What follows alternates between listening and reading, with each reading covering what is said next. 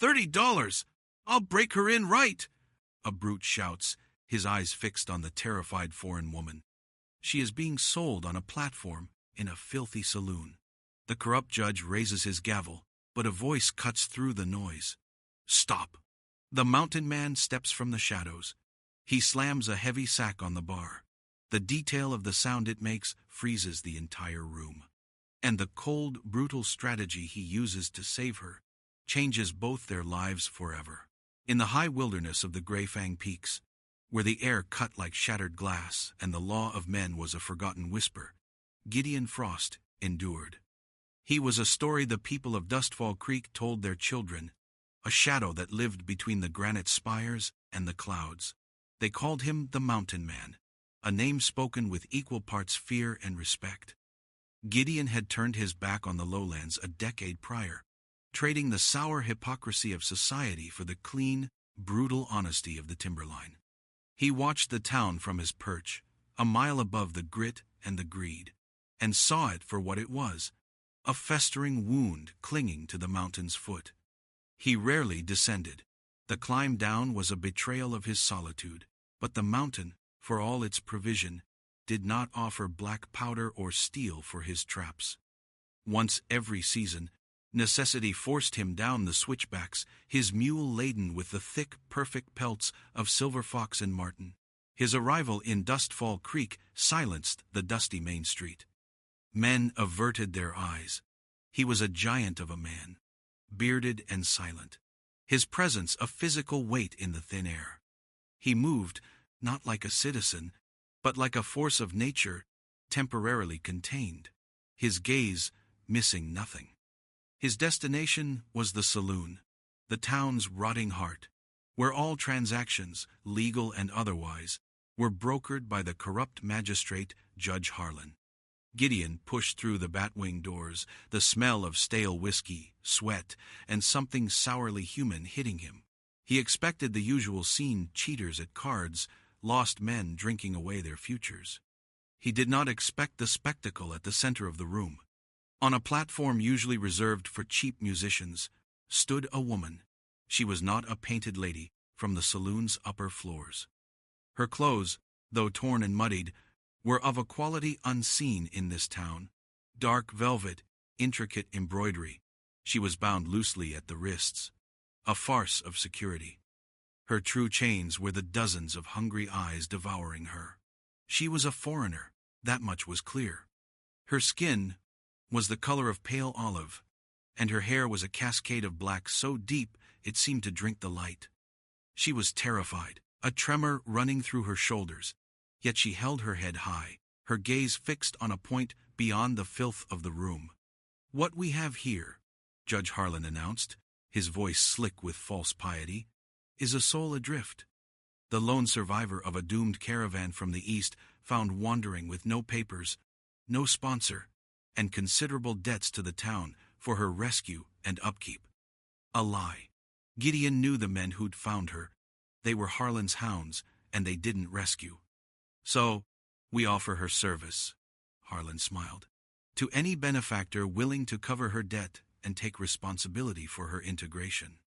It was an auction, a slave auction veiled in the thinnest layer of law.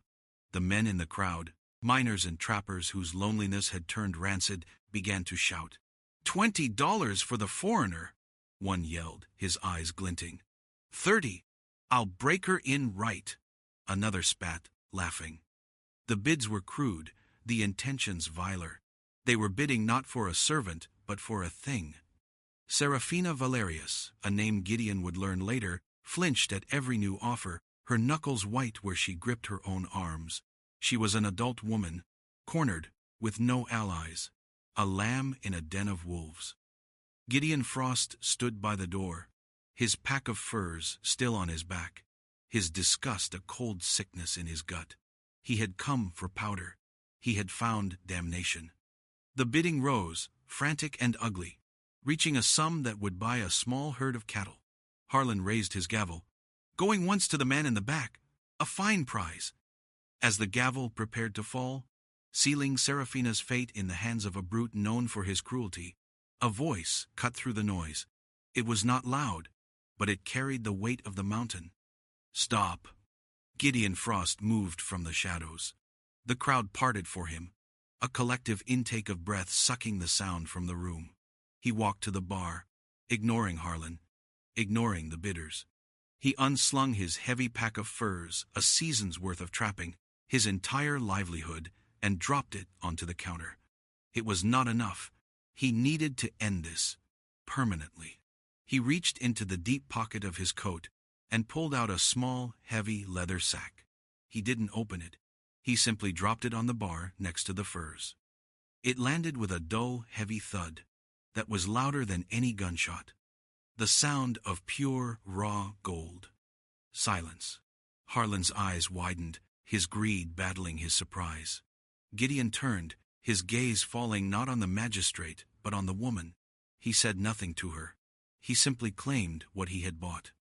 Gideon's hand never touched a weapon. It didn't have to. He cut the rope binding Seraphina's wrists with a trapper's knife, his movements economical and devoid of ceremony. He didn't offer her a hand. He simply jerked his head toward the door. "We're leaving." He left the gold and the furs on the bar, a staggering price that bought him only one thing: trouble. The men in the saloon, recovering from their shock, began to stir. The brute who had lost the final bid, a man named Silas Croft, shoved his way forward. "Now hold on, Frost," he snarled, his hand drifting to the pistol at his belt. "You can't just walk in here, throw your weight around, and take the prize." Harlan held an auction. "It's finished," Gideon said, not breaking his stride. He placed himself between Seraphina and the crowd, a living wall of buckskin and muscle. His gaze wasn't on Croft, but on the door, on the escape. "Like hell it is," Croft spat, drawing his weapon. "That's a season's gold. You're a rich man, Frost, and a rich man's property is easily taken." The implication was clear. The gold made him a target, and Seraphina was a way to get to it. Gideon moved. He didn't draw his own gun. He crossed the space in a single stride, and his hand enveloped Croft's wrist. The sound of bones grinding together was sickeningly clear, followed by a sharp crack. Croft screamed as his pistol clattered to the floorboards. Gideon didn't look back. He shoved Seraphina through the bat-wing doors and into the biting pre-dawn chill. Where are you taking me?" she finally whispered, her voice raw. She stumbled on the muddy, frozen street, her thin velvet clothes offering no protection. Gideon didn't answer.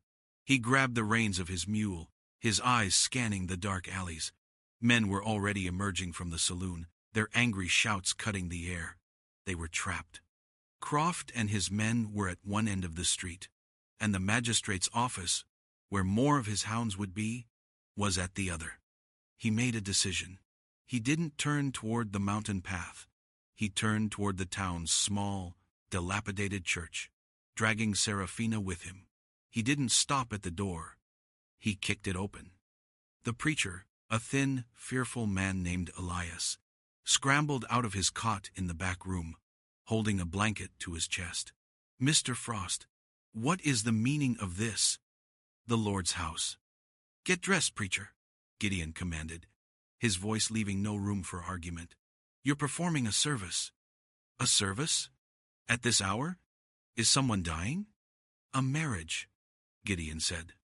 Seraphina's head snapped up, her eyes wide with a new, fresh terror. She had been bought, assaulted, and now, this. She was trading one form of servitude for another. "No," she breathed, finding her voice. "Please, I cannot."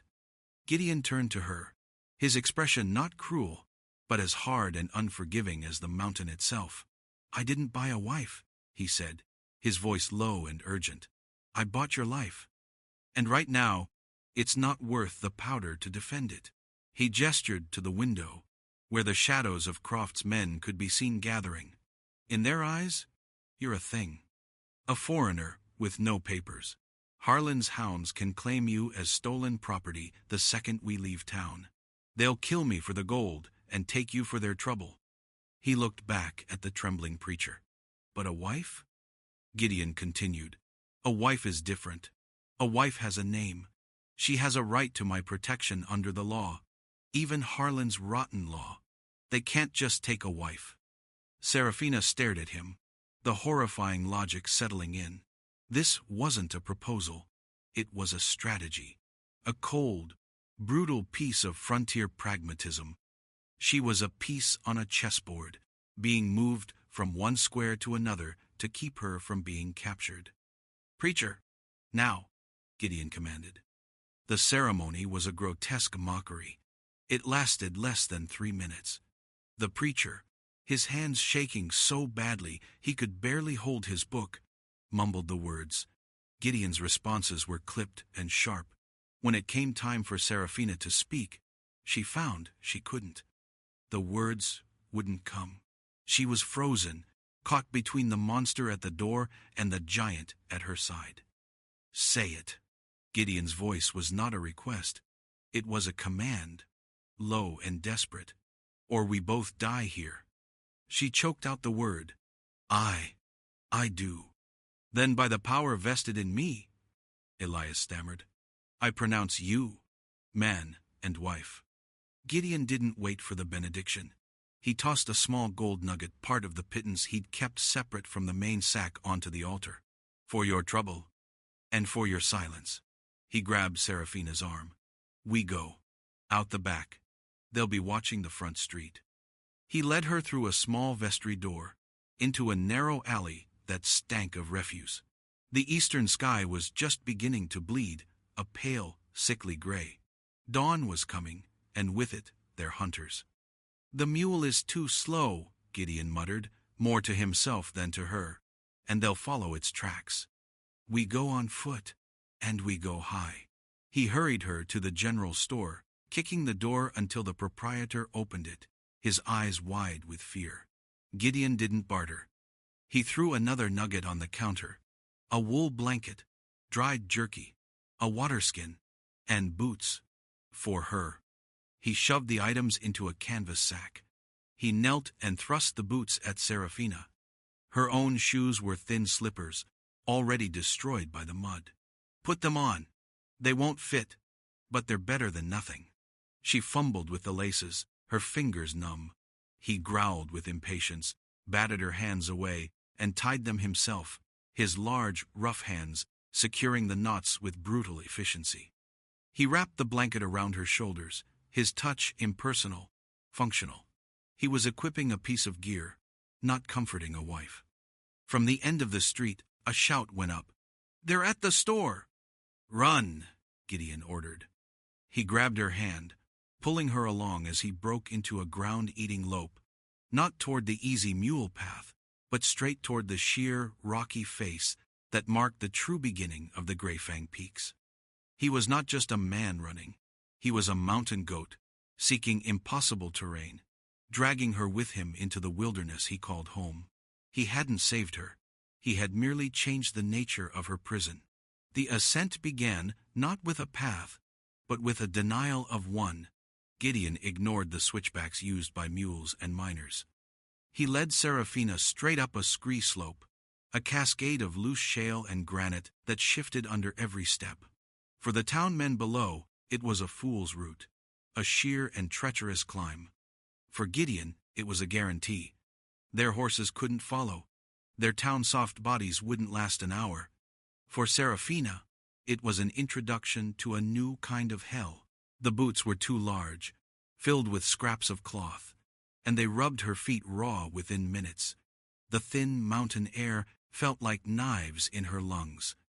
She, who had perhaps known carriages and city streets, was now clinging to a rock face, her nails breaking against the stone. Every muscle screamed. Her heart hammered against her ribs, a frantic bird in a cage too small.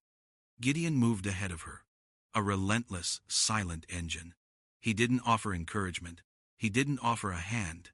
He simply set a pace that was just on the razor's edge of what she could endure. He was a force, not a companion. When she slipped, a small cry tearing from her throat as her knees hit the sharp rock, he only stopped for a second.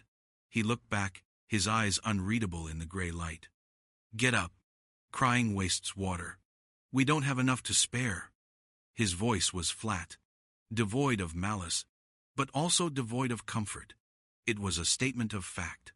She hauled herself up, her hands bloody, the wool blanket he had thrown over her already feeling impossibly heavy. He was right. Her terror, her pain, they were luxuries. The mountain didn't care. Neither, it seemed, did he.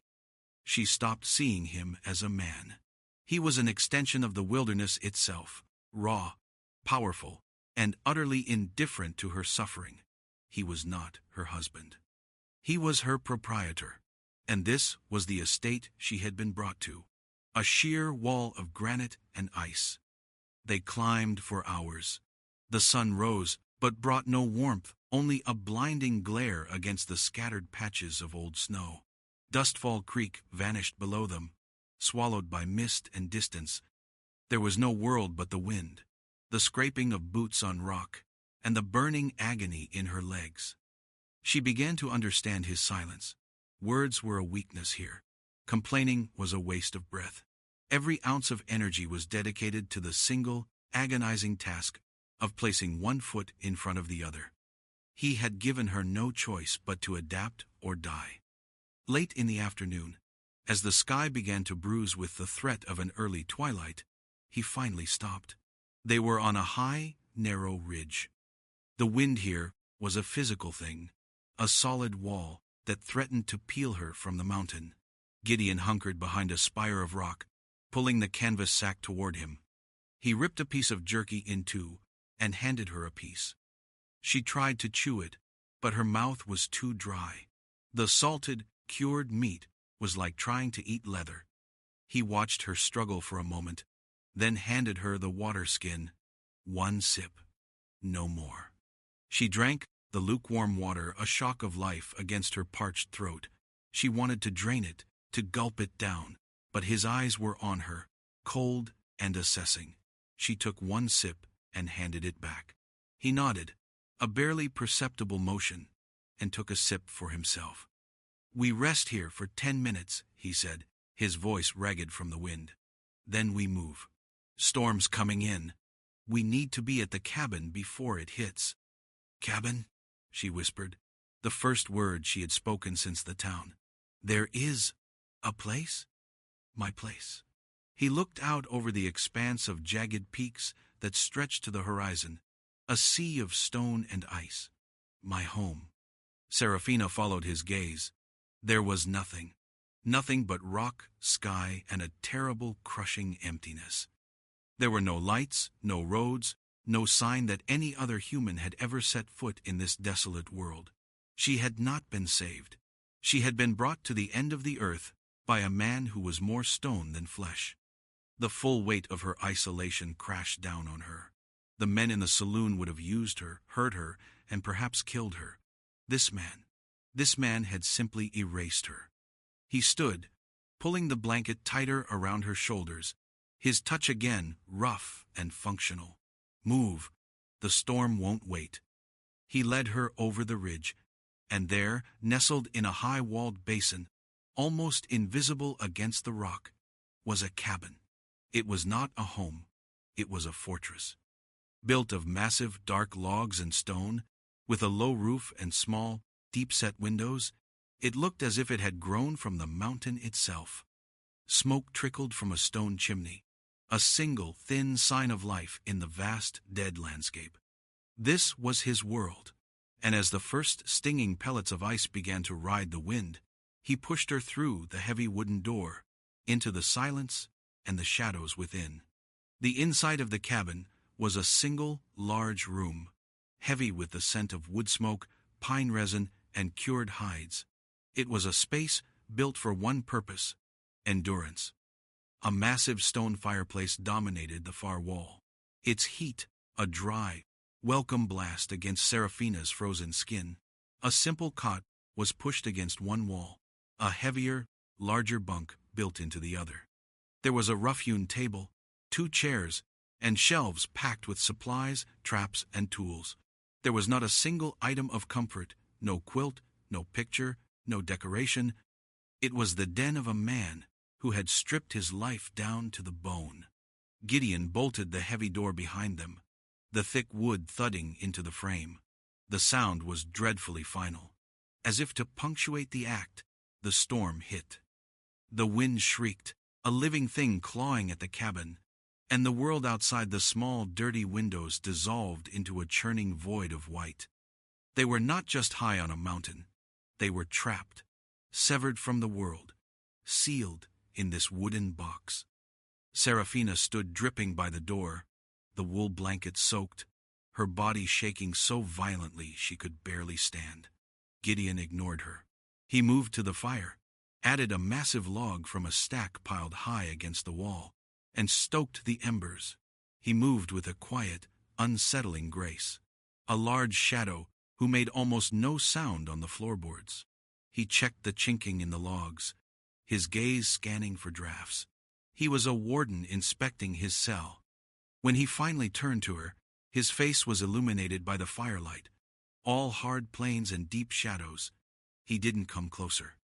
"This is not a marriage," he said, his voice low, seeming to be absorbed by the thick logs. "The preacher, the town, that was a tool, nothing more. It keeps you safe from them, under my name. It does not make you mine." He pointed to the small cot. "That is your space. You will not be harmed here. You will not be touched. I bought your freedom from them, but this mountain demands its own price. You will earn your keep. You will pull your weight."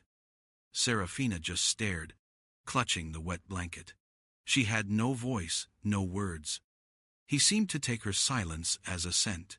He gestured to her soaked clothes. "There is a chest. Old things. They'll be too big, but they're dry. Get out of those wet clothes before they kill you."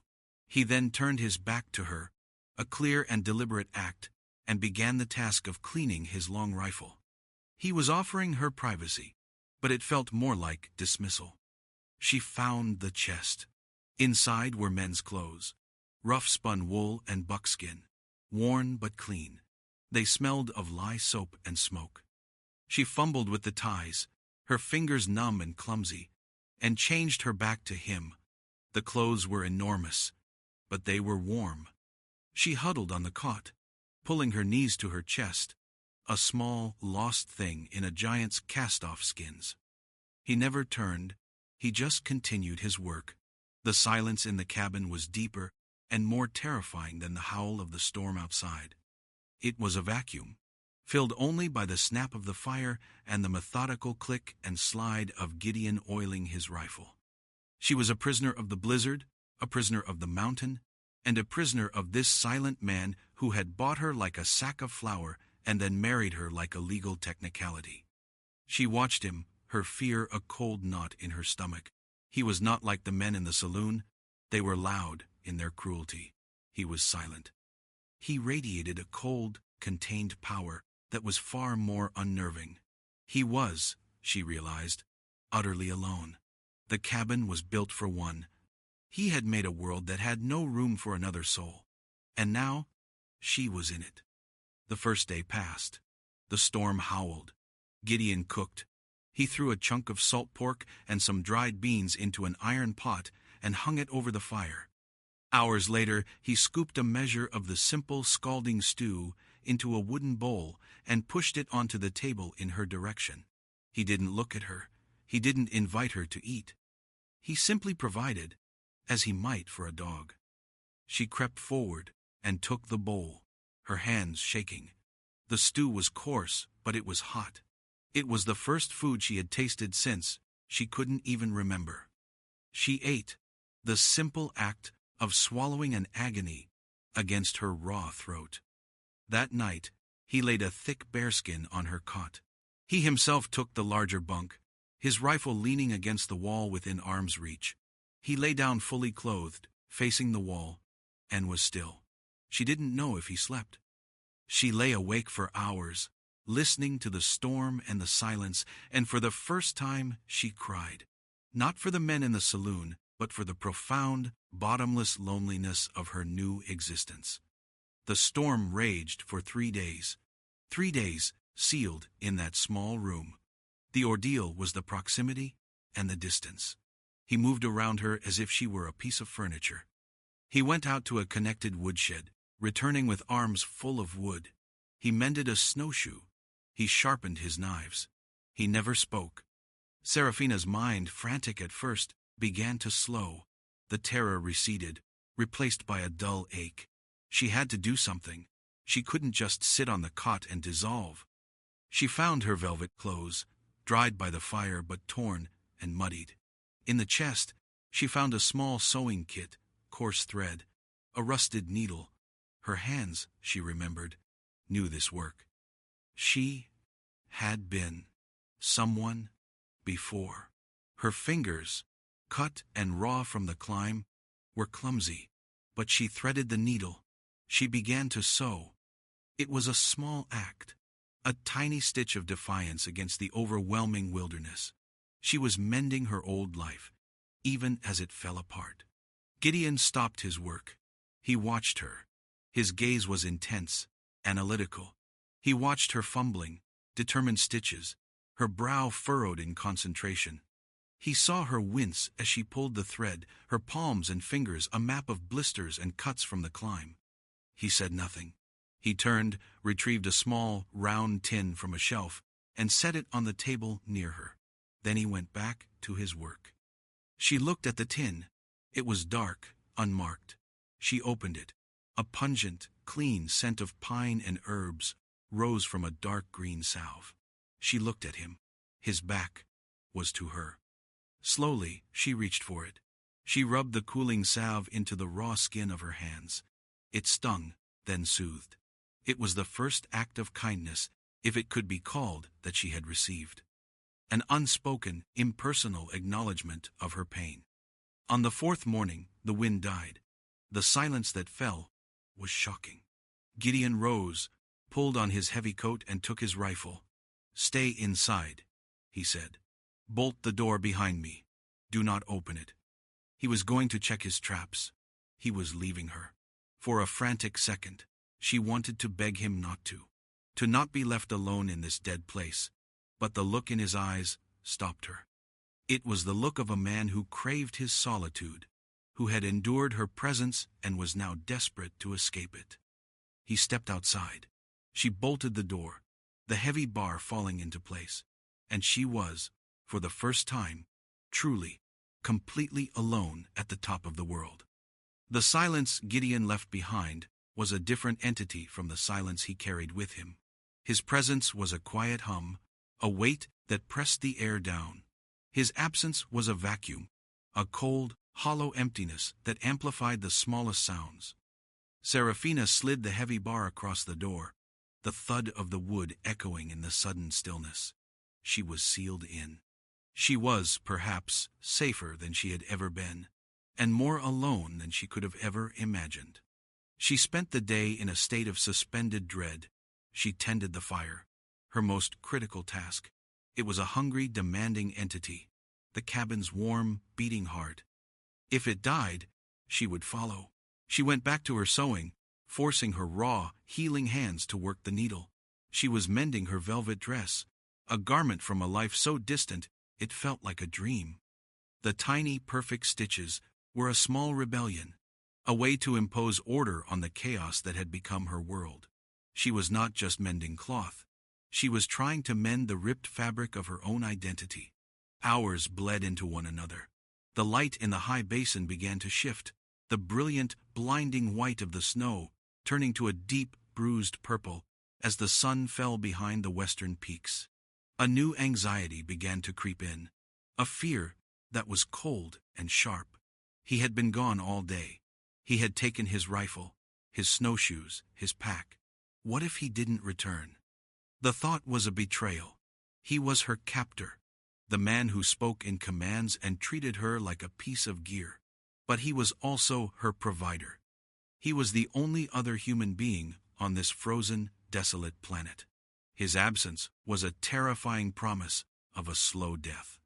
She was a prisoner, but he was her only jailer, and she found herself straining her ears, listening, praying for the sound of his return. It came not as the quiet, sure-footed step of the mountain man, but as a heavy, dragging thump against the door. A fumbling, scraping sound. She froze, the needle slipping from her fingers. "Do not open it," he had commanded. What if it wasn't him? What if it was one of Harlan's men, impossibly strong, who had tracked them through the storm? What if it was a beast, drawn by the wisp of smoke from the chimney?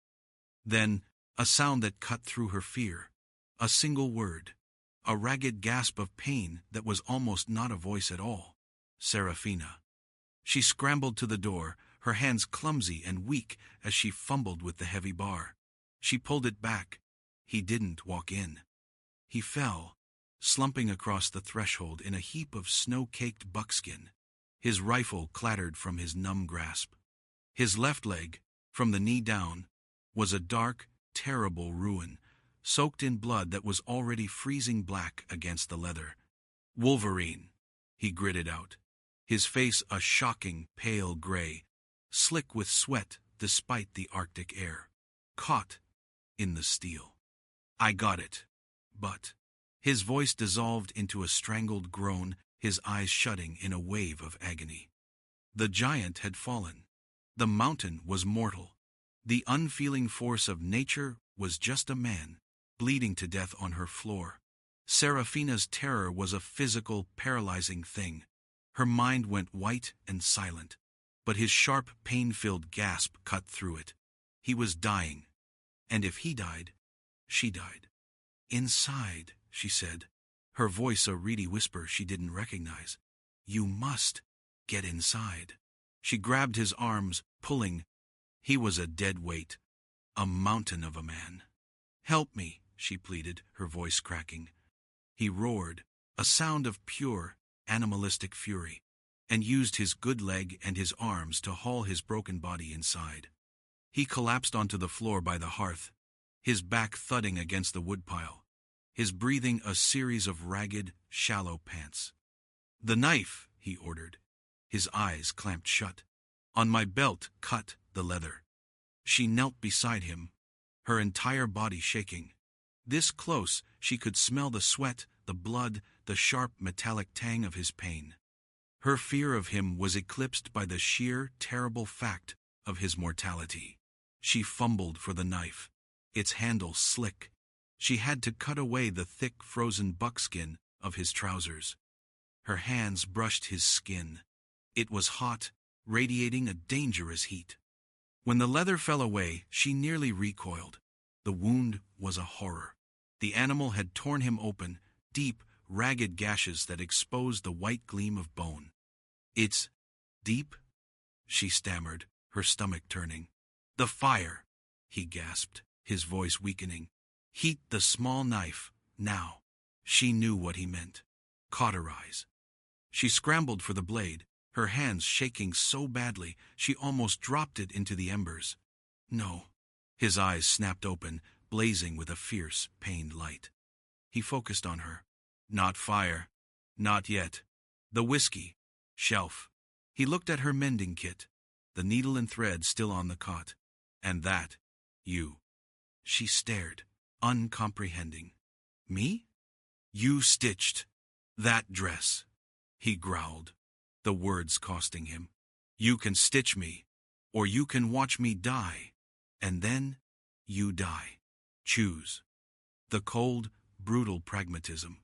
It was the only language he knew, and it was the only one that could cut through her panic. She took a ragged, shuddering breath. She fetched the bottle of whiskey. She threaded the small rusted needle with the coarse thread. "Drink," she said, holding the bottle to his lips. He shook his head, a violent, sharp motion. "Pour it!" "On the wound." She did. He roared, a terrible, inhuman sound that echoed the long-dead storm, his entire body convulsing, his hands gripping the floorboards until his knuckles were white. But he didn't stop her. She poured the last of the whiskey over the needle and thread, the sting of it making her own hands burn. Hold still," she whispered, her voice surprisingly steady. He turned his head and stared, unblinking, into the flames. "Do it." She began to sew. Her first stitch was clumsy, her fingers slick with his blood and the whiskey. But then a strange, cold calm settled over her. The same intense focus she used for her embroidery. Her stitches became neat, tight, pulling the torn flesh together. It was grotesque, but it was work. He didn't make another sound. He just trembled. A continuous, violent shiver, as she mended his body like a piece of cloth. She worked for what felt like an eternity, stitching, cleaning, and then, instinctively, applying the pine salve he had given her for her own hands. She wrapped the leg in clean strips of cloth torn from one of the shirts in the chest. When it was done, she sat back on her heels, utterly exhausted, her hands and arms covered in his blood. He was pale as the snow outside, but his breathing was deeper, steadier. He turned his head from the fire, his eyes dark with pain, and he found hers. He didn't say thank you. He didn't offer praise. He just looked at her. At her. He wasn't looking at the foreigner. He wasn't looking at the woman he bought. He was looking at the person who had just pulled him back from the edge of death. "The fire," he whispered, his eyelids fluttering, his voice barely audible. "Don't let it go out." And then he was gone, sliding sideways into the darkness of unconsciousness. Serafina stayed kneeling for a long, silent moment. The silence of the cabin rushed back in, but it was different. It was no longer his. It was hers. He was now the burden. He was the one who was vulnerable. She looked at the giant, now just a man, helpless on her floor. She looked at her own bloody hands. Slowly, she rose. She dragged his thick bare skin from his bunk and covered him. She dragged her own cot closer to the fire, placing it between him and the door. She picked up his rifle, heavier than she could have imagined, and leaned it against the chair. Then she sat in that chair, his chair, and stared into the flames. She was no longer a prisoner. She was the guardian. She had been bought, she had been married, but she had not been saved. Not until this moment, when she had been forced to save someone else. The mountain had demanded its price, and she had finally paid it. The cabin was a world reduced to 3 sounds: the crackle of the fire, the low moan of the wind, finding new ways to test the logs, and the ragged, shallow breathing of the man on the floor. Gideon did not wake for 2 days. He was lost in a dark ocean of fever, his body radiating a heat that was far more dangerous than the cold outside. Serafina was no longer a prisoner. She was a nurse, a sentry, and the sole keeper of a life that was guttering like a cheap candle. Her fear, once a paralyzing fog, had burned away, leaving a core of sharp, practical clarity. She had one purpose: to keep him alive. And in keeping him alive, she kept herself alive. His previous, unspoken command, "Don't let the fire go out," became her mantra. The fire was everything. It was warmth. It was their shield against the wolves she heard howling in the distance, and it was the tool she used to fight the sickness consuming him. She melted snow in the iron pot, creating a steady supply of hot water. She tore more strips from the shirts in his chest, boiling them to clean his wound. It was an angry, swollen thing. The stitches she had so crudely put in, straining against the inflamed flesh. She reapplied the pine salve, her touch now steady and impersonal, her mind detached from the grotesque task. She forced water, and later a thin broth she made from boiling the last of the salt pork between his cracked lips. He would choke and groan, but his body, on some animal level, accepted the sustenance. She did not sleep. Not really. She sat in his chair, the rifle across her lap, and drifted in a state of hypervigilant exhaustion. She was the guardian of the man who had been her guardian. The role reversal was absolute. The giant who had hauled her up a mountain was now as helpless as a child, and she, the terrified foreigner, was his only hope. On the 3rd night, he began to speak. His voice was a thick, delirious mumble, the words not meant for her. "Eliza," he'd groan, his head thrashing against the bearskin. "Eliza. The water. It's too cold. The river's rising. He'd reach out with a trembling hand, his gaze unfocused, seeing a different room, a different time. Hold on, Eliza. Just hold on. Serafina froze, the wooden spoon in her hand. Eliza. A wife? A child?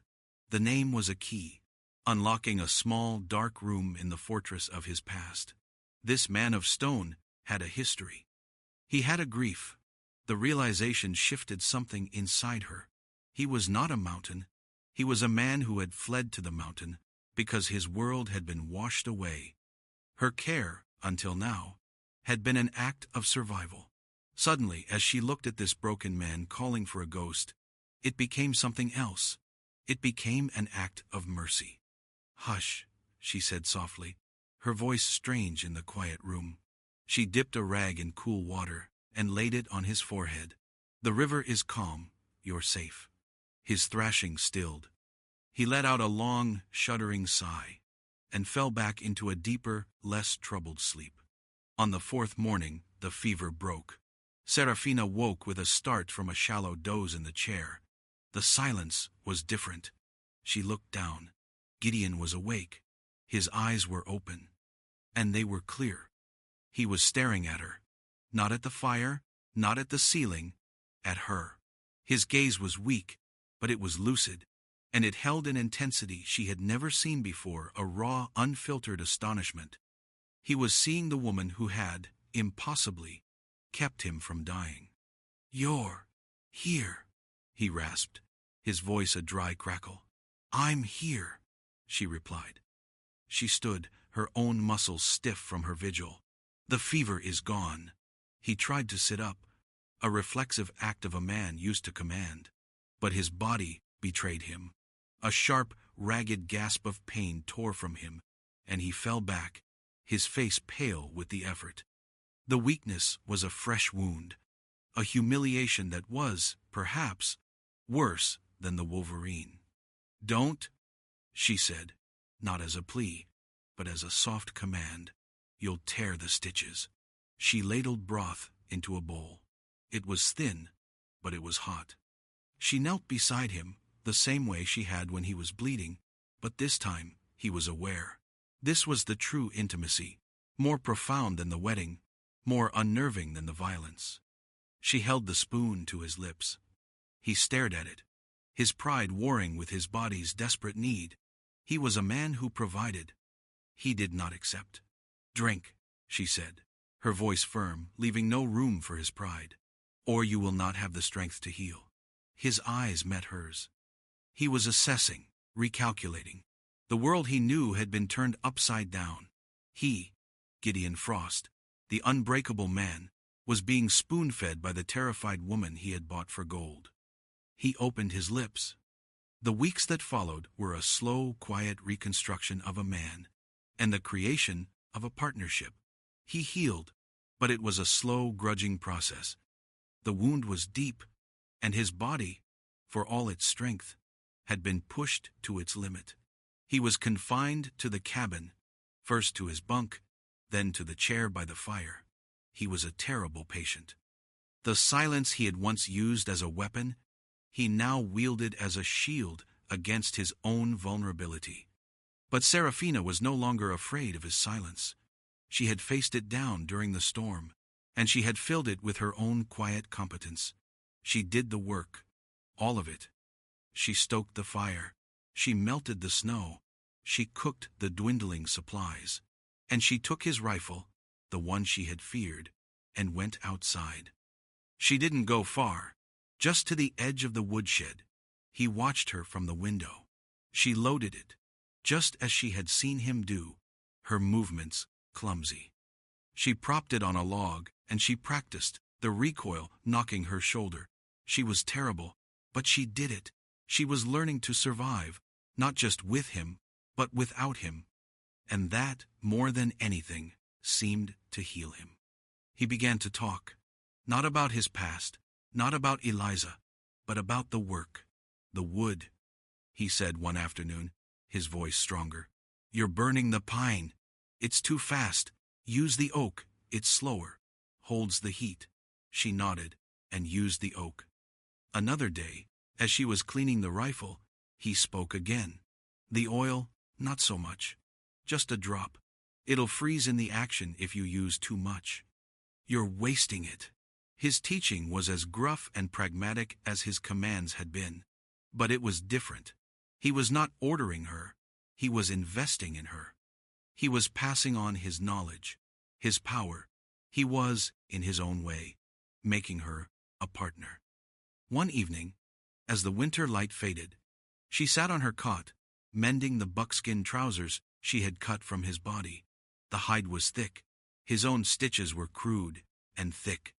Her fingers, now calloused and strong, worked the needle with her old familiar skill, her stitches small and neat.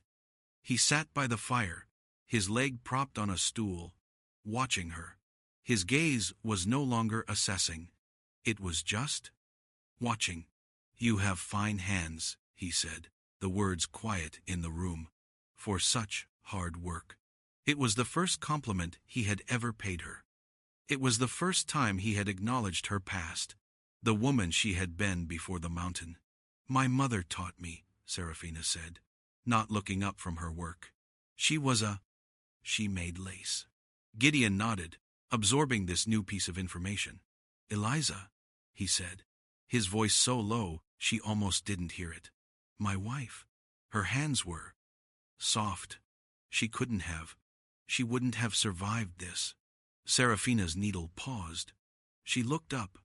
He was staring into the fire, his face carved with a grief that was ancient and terrible. He was not talking to her, but to the ghost between them. "I'm sorry," she whispered. He turned his head, his eyes meeting hers. He seemed surprised she was there. He just nodded, a slow, heavy acceptance. The word had been spoken. The ghost had a name and a place. And in that moment, the cabin, his fortress of grief, shifted. It was no longer a tomb for one. It was a shelter for two. The long, slow thaw of Gideon's body mirrored the thaw between them. Winter held the high basin in its fist, a relentless frozen siege. But inside the cabin, the cold had a different quality. It was no longer the icy chill of two strangers locked in a cage, but the shared, huddling warmth of survivors. Gideon's leg healed with the stubbornness of a mountain root. He graduated from the floor to his bunk, then to the chair, and finally to limping, restless circuits of the small room. His silence returned, but it was no longer a wall. It was a space. Serafina, emboldened by her own competence, began to fill it. She had found a small, cracked mirror in the bottom of his chest, and, one afternoon, had taken his knife and cut her long, matted hair. The dark, tangled mess fell away, revealing the elegant line of her neck and the clear, determined set of her jaw. She was no longer the bedraggled victim. She was a woman. Gideon had watched the entire process from his chair, his expression unreadable, but he had not stopped her. Her work now extended beyond the cabin. She would take the rifle, his rifle, which now felt as familiar as her needle, and check the small snare line she had set near the woodshed. She was a poor hunter, but the mountain was a patient teacher. Some days she returned with nothing, her face stung by the wind. Other days she would bring back a brace of snow hares, a quiet, fierce pride in her eyes. Gideon would simply nod and wordlessly begin the work of skinning them, his strong hands moving slowly, but with their old, sure skill. They became a team, their movements a slow, practiced dance of mutual support. She would bring in the heavy logs for the fire, a task that still taxed her, and he would split them, his axe strokes precise, even as he leaned on his healing leg. She cooked, and he mended the gear, his large fingers working deftly with leather and sinew. They were two halves of a single, functioning unit, surviving at the top of the world. The intimacy began not with words, but with small, unspoken rituals. When she came in from the cold, her hands numb and blue, he would have a tin cup of hot, bitter tea brewed from pine needles waiting for her on the hearth. When he sat rubbing his healing leg, the pain a dull throb in the night, she would heat the pine salve in her hands by the fire, and without asking, kneel and work the balm into the scarred tissue. His initial flinch at her touch had, over the weeks, softened into a quiet, trusting stillness. One night, the silence was broken by a new sound. Serafina was humming, a low, absent-minded tune, as she mended his shirt. It was a complex, melancholic melody, a ghost of her former life. Gideon stilled, his knife pausing on a piece of wood he was carving. "That song," he said, his voice rough. "It's not from here." She stopped, startled, as if caught in a private act. "No," she said softly. "It is from before, from my home, across the sea." He turned the piece of wood over in his hands. "You are from a city," he stated. It wasn't a question. "Yes, a city with stone streets and music. My father was a merchant. He thought to bring his trade here. He thought it was a new, rich land." She paused, the needle still. He did not understand the savagery. The wagon train was attacked, not by natives, by men, white men. They wanted the silks, the things he was bringing. Her voice hitched. "I was the only one who... I ran. I ran until I was found by Harlan's men. I thought they were saving me." Gideon's knuckles were white on the piece of wood. He said nothing of Harlan, nothing of the attack. He only asked, "And your mother?" "She died when I was a child. Of a fever." He looked up, his dark eyes meeting hers, and in them she saw the ghost of Eliza. "Mine too," he said, his voice low. "My daughter and my wife. A fever. It took the whole settlement in a week. I was scouting the high passes. When I returned, I was too late. There was nothing left to do but bury them." He placed the piece of wood on the table. He had been carving something. It was a bird, its wings half spread, its head tilted as if listening to her song. "This land," Gideon said, his gaze distant, "it doesn't just take. It takes everything. It took my wife, my child. It took my soul. I came up here not to live, Serafina. I came up here to wait to die." Serafina put down her mending. She looked at this man, this giant who had been hollowed out by grief, and she saw herself. She, too, had been waiting to die, in the saloon, on the mountain. "But you are not dead, Gideon," she whispered, his name feeling new and strange on her tongue. He looked at her, truly looked at her. He saw not the woman he had bought, but the woman who had stitched his leg, who had fed him, who had held the line against his death. He saw the strength in her hands, the clarity in her eyes. He saw the woman who had cut her hair with his knife and learned to fire his rifle. "No," he said, a slow realization dawning in his voice. "I am not." He reached across the small space between them, his calloused, scarred hand open on the table. It was not a demand. It was not a gesture of ownership. It was an offering. She hesitated for only a second. Then she placed her own hand, calloused and healed from the salve, into his. His fingers closed around hers, his grip warm and solid. It was the first time they had touched not out of necessity, not for healing, but in a simple, human gesture of connection. The marriage, born of legal strategy, had been a sham. The partnership, born of survival, had been a necessity. But this was something else. In the absolute, crushing isolation of the high peaks, surrounded by the ghosts of their pasts, two broken souls had found a foothold. It was not a home, not yet, but it was no longer a prison. It was a beginning. The thaw came not as a gentle promise, but as a violent cracking of the world. Ice, thick as a man's arm, shattered on the rock faces, and the meltwater turned the basin into a roaring cascade. The mountain was waking up, shedding its white skin, and with it, the paths from the lowlands became wet, muddy, and, for the first time in months, passable. The cabin had transformed. It was no longer a den. It was a home. Where Gideon's tools had once lain in disordered piles, they now hung on pegs he and Seraphina had whittled. Her mended velvet dress was folded in the chest, replaced by practical buckskins she had sewn for herself, her stitches now as strong and sure as his. She moved with a new confidence, her body lean and strong from the work. She knew the snares, she knew the fire, and she knew the weight and balance of the rifle. Gideon's leg had healed, leaving a puckered, angry scar that served as a permanent reminder of his vulnerability and of her strength. He walked with a slight limp, a new humility etched into his stride. He had begun to teach her the high mountain how to read the wind, how to find the first edible roots of spring. He had, in his own quiet way, begun to share his world, and she, in hers, had begun to build a new one inside it. The ghost of Eliza still lingered by the fire, but she was no longer alone. She sat with the ghost of Seraphina's past, and the two women, one dead, one reborn, had found a strange, silent peace. His trust in her was absolute. He began to take longer trap routes, leaving her to guard the cabin. It was on one of these routes, his first venture to the far southern ridge since the Wolverine, that he found the sign.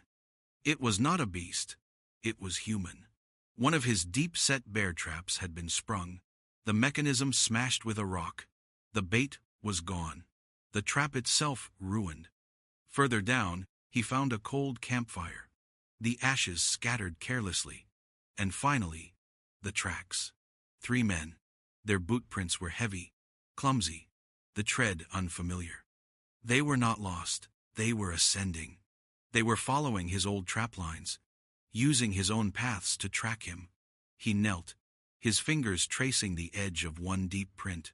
Silas Croft, the man whose wrist he had crushed. He turned and moved back toward the basin, his new limp forgotten, his speed born of a cold, white-hot rage. He was not a man fleeing, he was a man returning to protect his den.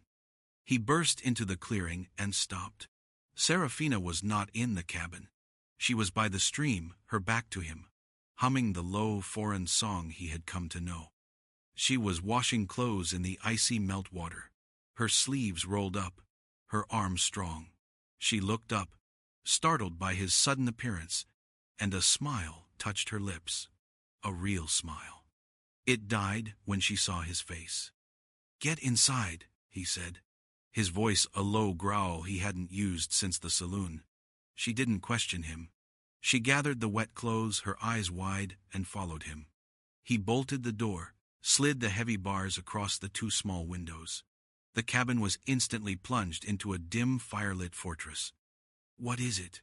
she asked, her voice steady, but her hands twisting the wet cloth. "They're coming." "Who?" "Croft. The man from the saloon. 3 of them." He checked his powder horn, his movements economical, furious. They didn't forget the gold, or the humiliation. They waited for the thaw. "They've come to take what they think I stole." He looked at her. He was seeing the woman he'd bought, the burden. "You should. This is my fight. There is a bolt hole behind the woodpile. It leads to the high ridge. You can." Seraphina dropped the wet clothes. She walked to the wall and took down the rifle. Her rifle. The one she had practiced with every day. She checked the load, her movements a perfect, clean echo of his own. "You are not the man you were when you brought me here, Gideon," she said, her voice clear and cold as the stream outside. "You limp. You cannot outrun them. And you cannot fight 3 men alone. Not with that leg." She turned to face him, the rifle held with confidence. "And I," she said, "am not the woman you brought here. I will not hide in a hole and wait. I will not be property to be stolen." She looked at the door, her jaw set. "This is my home. You are my family. I will not let them take it." He stared at her. The terrified foreigner was gone. In her place stood a woman of the mountain, her resolve as hard as the granite outside. The marriage, forged in strategy, And the partnership, forged in healing, had become something else, an alliance. A slow, grim smile touched Gideon's lips. He had fled the world of men, and now it had followed him. But he was no longer alone. Good, he said. He took his own rifle. They'll come by the Basin Pass. It's the only way in that a horse can't see. They'll be on foot, and they'll be loud. He handed her a powder horn and a small bag of shot. You will take the high window. It has a view of the scree slope. I will take the door. They will have to cross the open basin to reach us. Do not fire until I do. Do not fire unless you have a kill. A wasted shot is a death sentence. She nodded, her eyes dark but steady. I understand. They didn't speak again. They waited. The fire crackled. The cabin, once a shelter, was now a trap. The man who had fled his past was finally, decisively, turning to face it. And he was not turning alone. The weight was a physical weight, a sickness in the air. The fire, which had been their comfort, now seemed too loud, a crackling betrayal in the tactical silence. Gideon stood by the door, a small spy hole he'd drilled in the thick wood, giving him a narrow view of the Basin Pass. Serafina was perched at the high window, a small, deep-set opening that gave her a clear line of sight to the open scree slope. The rifle felt heavy in her hands, its cold metal a familiar, grim comfort. She was not a killer. She was not a warrior. But she was, she realized, a defender. Hours passed. The sun reached its zenith, turning the melting snow of the basin into a blinding mirror. It was a perfect, beautiful, terrible day to die. Movement. Gideon's voice was barely a whisper, a vibration in the thick logs. 3 men, coming up the pass, just like I thought. Serafina's heart hammered a single, painful beat against her ribs. She looked through her window. Nothing. Then, they emerged. 3 dark figures stepping from the cover of the pines onto the open, shifting rock of the scree slope. They were still distant, moving slowly, their rifles held at the ready. They were cautious, but they were arrogant. They were walking into a fortress, but they thought they were hunting a lone, crippled man. That's Croft in the lead, Gideon murmured, his eye pressed to the hole. The big one, he's mine. The other 2, and they'll scatter. Wait for a clear shot. Don't rush it. Breathe. Squeeze. Serafina rested the barrel of the rifle on the window ledge. She sighted down the long iron barrel. Her hands were not shaking. The cold calm that had descended when she'd sewn Gideon's leg returned. This was just work. This was just survival. The men advanced, slipping and cursing on the loose rock. They reached the center of the open basin, a clear, flat kill zone of about 100 yards. They stopped, huddled for a moment, pointing at the cabin, pointing at the thin wisp of smoke. They see it, Gideon said. They're planning. They'll split. One will try for the woodshed, one for the front. Croft will cover. As if summoned by his words, the men fanned out. 2 broke into a clumsy run, heading for the cover of the cabin's blind spots. Croft knelt, raising his rifle, preparing to lay down covering fire. Now, Gideon said. His rifle roared. The sound in the enclosed cabin was deafening, a physical blow of smoke and thunder. Serafina saw Silas Croft thrown backward, a dark stain blossoming on his chest. He didn't scream. He just collapsed, a bundle of rags on the snow-patched rock. The other 2 men dove for cover, terror and confusion on their faces. One scrambled behind a large boulder, the other disappearing into a dip near the stream. One is mine, Gideon said, already reloading with lightning speed, his hands a blur of powder and patch. The one by the stream, the one by the boulder, he's yours. He has to break cover to get to the woodshed. He will. Wait for it. Serafina breathed. The man behind the boulder. She watched the rock as if it were the only thing in the world. For a full minute, nothing moved. Then, a dark shape darted from behind the stone.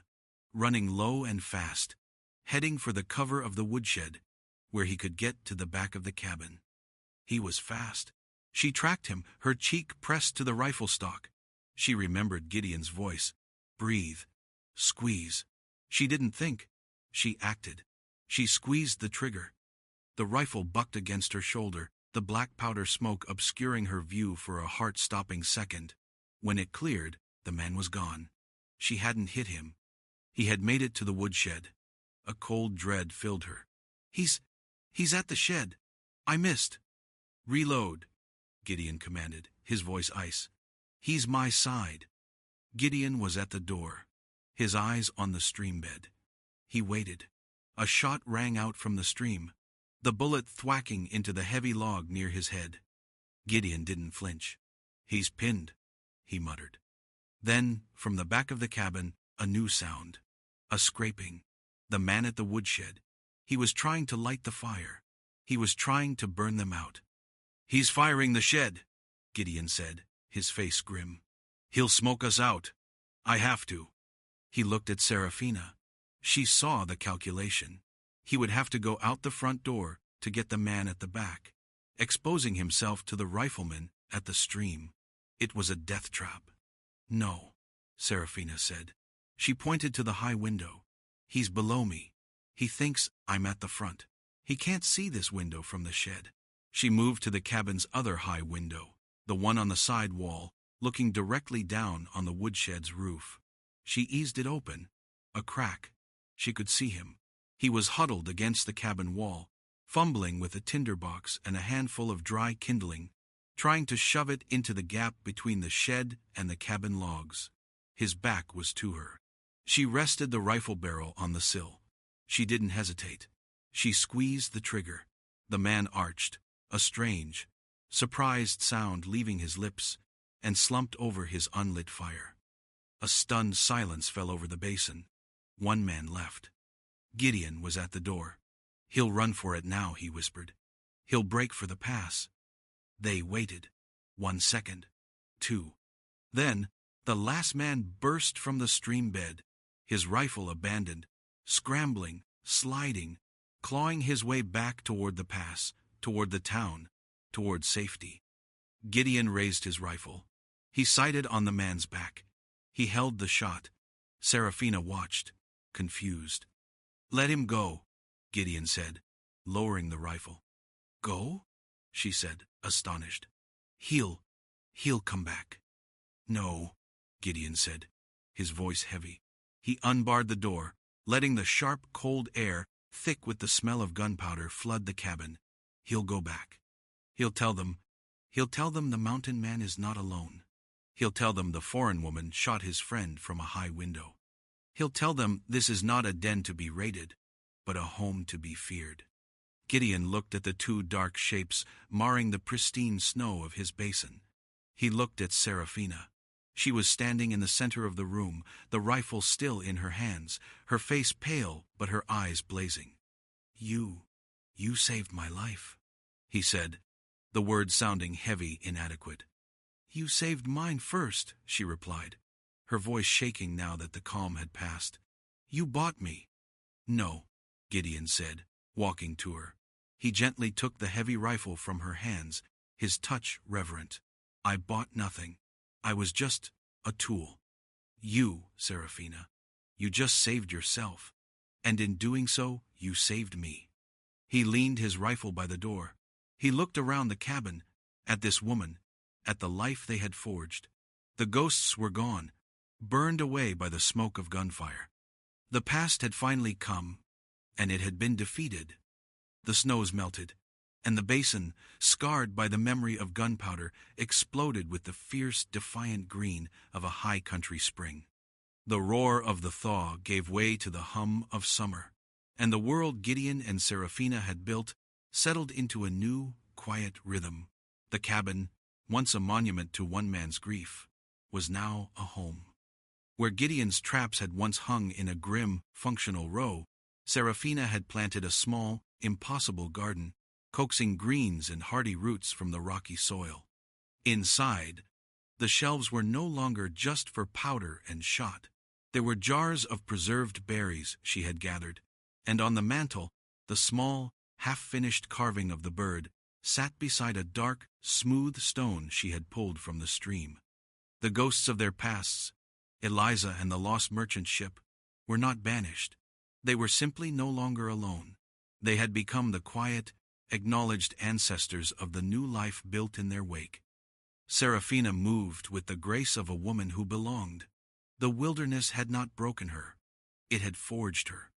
Her hands, calloused and strong, were equally adept at loading a rifle, skinning a hare, or stitching a seam. She wore the buckskins she had made. Her dark hair, once shorn in desperation, now grown long and tied back with a simple leather cord. She was no longer a foreigner, no longer a victim. She was a woman of the mountain. Gideon had changed too. The limp from the wolverine's kiss was permanent, a slight drag in his otherwise sure-footed stride. It was a constant, humbling reminder that his life was not his own. It had been given back to him by the woman he had intended only to shelter. His silence, once a fortress, was now a shared peace. He spoke more, not in long speeches, but in small observations: a change in the wind, the high flight of an eagle, the particular sweetness of the berries that year. He sat on the porch one late summer evening, the air crisp with the coming fall, his knife moving over a piece of pine. He was not carving a tool. He was carving a small, intricate comb, its handle the shape of the bird on their mantel. Serafina came to sit beside him, leaning her head against his shoulder, her song a low, contented hum. She was no longer haunted by the melody. She had reclaimed it. He paused his work and held the comb out to her. It was smooth, perfect, and made for her. She took it, her fingers tracing the delicate lines, and her eyes met his. The gratitude was so profound, it needed no words. "The trader comes to Dustfall next week," Gideon said, his voice a low rumble, his arm settling around her. "I need to bring down the summer pelts." She stilled for a second. The name of the town a cold stone dropped into their peaceful world. She looked up at him. "We," she said, her voice firm. "We need to bring the pelts." He looked at her, at the woman who had faced down his fever, who had fought at his side. He saw the strength in her jaw, the confidence in her eyes. He had bought a terrified woman in a saloon, and she had become his queen. "Aye," he said, a slow smile touching his lips. "We." He would no longer descend as a shadow, a grieving giant hiding from the world. He would walk in with his wife, a woman whose beauty was now as wild and formidable as the peaks behind her. The last man, the one who had fled, had told his story. The town of Dustfall Creek, they knew.